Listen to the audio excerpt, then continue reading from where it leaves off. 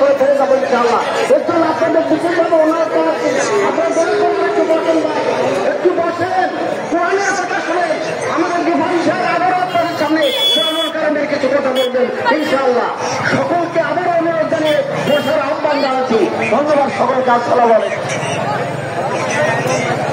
সম্মানিত ভাইরা, আসলে বিষয়টা হচ্ছে আমাকে এই মুহূর্তে আমির হামজা সাহেবের সামনে তিনি হেলিকপ্টারের কেবল লঞ্চের এখানে দাঁড়িয়ে আছে। আমির হামজা সাহেব আমাকে ফোন করলেন, আমাকে বললেন যে ভাই আসলে হেলিকপ্টার খুব সমস্যা হচ্ছে, তবে চলে এসছে।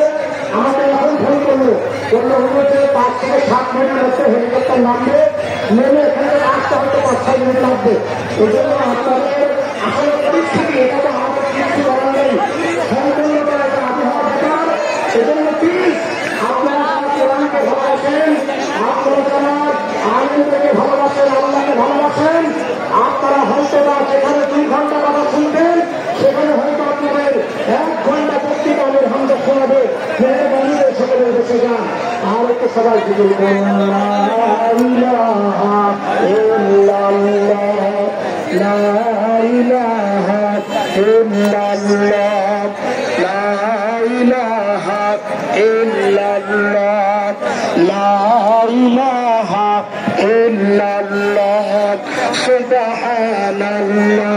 আলহামদুলিল্লাহ লা ইলাহা ইল্লাল্লাহ সুবহানাল্লাহ আলহামদুলিল্লাহ লা ইলাহা ইল্লাল্লাহ লা ইলাহা ইল্লাল্লাহ মুহাম্মাদুর রাসূলুল্লাহ সাল্লাল্লাহু আলাইহি ওয়াসাল্লাম। আমার ভাইরা, আমরা সামান্য সময় ধৈর্য ধরতে পারছি না, অথচ আল্লাহর নবীর সাহাবীরা আল্লাহর দ্বীন কায়েমের জন্য তাদের বুকের তাজা রক্ত ঢেলে দিয়েছিল। আপনারা জানেন হযরত জাফর ইতিহাস সকলের জানা।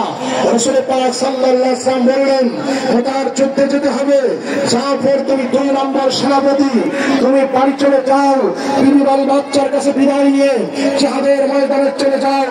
হযরত জাফর বাড়িতে গেলেন, বিবি কোরআনের